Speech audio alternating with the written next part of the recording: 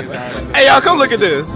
तो मेरा पहला सवाल आपसे, प्रधानमंत्री ने बीती शाम अपने भाषण में कहा कि सेक्युलरों का, कथित सेक्युलरों का नकाब उतर गया है इस चुनाव में, सही कहा? What? शायद प्रधानमंत्री अपनी बात कर रहे थे क्योंकि 300 से जायद उनके मेंबर ऑफ पार्लियामेंट जीत कर आए, उसमें एक भी मुसलमान नहीं है। अरे बाप रे, ये तो धोती खोल। तो शायद वो अपने आप के लिए कह रहे थे कि अब हमारा सेकुलरिज्म का निखाब नहीं रहा। याद होंगे वर्धा। ओवैसी जी, उन्होंने कब कहा कि हम सेक्युलर हैं? अच्छा, तो वो सेकुलर नहीं है। मैं समझ रहा था कि हिंदुस्तान के प्रधानमंत्री हैं, हिंदुस्तान के संविधान पर उन्होंने ओथ लिया है जिसमें लफ्ज सेकुलर प्रियम्बल में लिखा हुआ है। अगर वो नहीं मानते तो बहुत अच्छा है। आप आज इंकिशाफ हो रहा है, आपकी बात से मालूम हो रहा है कि प्रधानमंत्री कभी सेकुलर थे ना कभी रहेंगे। जेब में था चिल्लर, साथ वाले किल्लर, काम करे।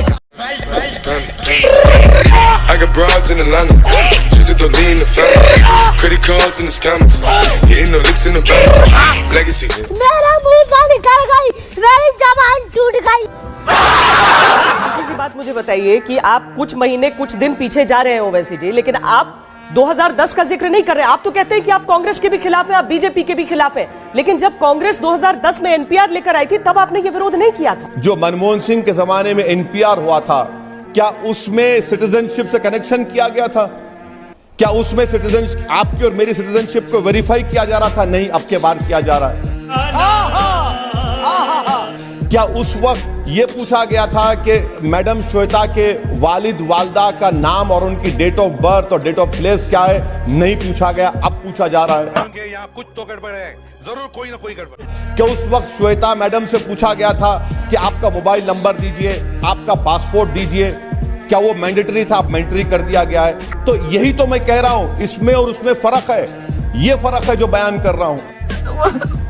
मुझे अपने घर जाना है, मुझे घर जाना है। आपके भाई जो बयान दे जाते हैं, आपसे सफाई मांगी जाती है और उस समय आप जो बयान देते हैं ना, उसके बाद वो पत्थर की लकीर मान ली जाती है। अब गृह मंत्री ने कहा, प्रधानमंत्री ने कहा, नहीं ऐसा नहीं है, बात किसकी मानी जाएगी? कुछ भी। देखिए मैडम, आप मेरे सवालात का जवाब हजम नहीं कर पा रही हैं, इसीलिए आप चले गए मेरे भाई पर। आप डिबेट मेरे भाई पर कर रहे हैं तो उनको बुला लीजिए, मैं चला जाता हूं। अगर आप डिबेट कर रहे हैं कि अमित शाह ने जो कहा वो सच है या झूठ है, तो मैं तैयार हूं। मेरा तो इतना लाइफ खराब हो गया है, इतना लाइफ खराब हो गया है मेरा।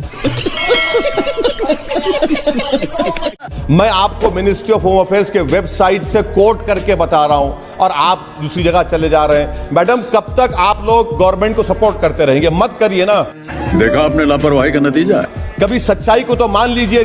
अगर मैं झूठ कह रहा हूं तो आप आधे घंटे के बाद मुझे बुला लीजिए, मैं तैयार हूं सुनने के लिए।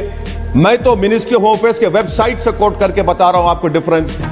तेरे अब्बू खड़े ले या मैदान में।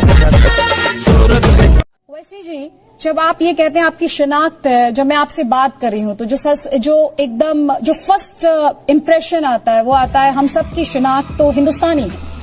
आप हैदराबाद में रहें या अहमदाबाद में रहें, आप गाजियाबाद में रहें या आप इलाहाबाद में रहें। हमारे में तेरे बाप को मत सिखा। बिल्कुल बिल्कुल बिल्कुल। तो आप ये कहेंगे कि देश के प्रधानमंत्री हैं तो गुजराती नहीं है?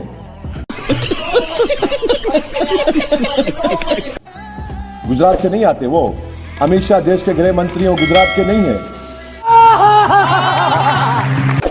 राजनाथ सिंह देश के डिफेंस मंत्री वो उत्तर प्रदेश के नहीं है।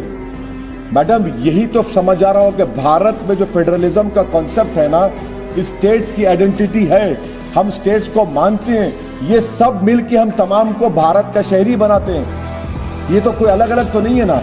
हाँ, मेरी आइडेंटिटी है, आप भी कोई स्टेट से आती होंगी, आप भी कोई शहर से आती होंगी, और आप उसके बाद भी आप कहते हैं कि हाँ मैं भारत की शहरी हूं। यही तो खूबसूरती है, ये तो डाइवर्सिटी है भारत की, प्लुरलिज्म है जो बीजेपी नहीं मानती इसको। समझ में आया क्या? मगज में आया क्या? याद में आया क्या? किसी को तो छोड़ दीजिए, कभी झुक के भी बात कर लिए कीजिए। नहीं सर, झुकना मुझसे नहीं होता सर, झुकना नहीं होता। मैं सिर्फ अल्लाह के आगे झुकने वाला हूं। और अगर आप मेरा दिल जीत लेंगे, अगर आप मेरा दिल जीत लेंगे तो यकीनन मैं सब चीज कुर्बान करने तैयार हूं आपको।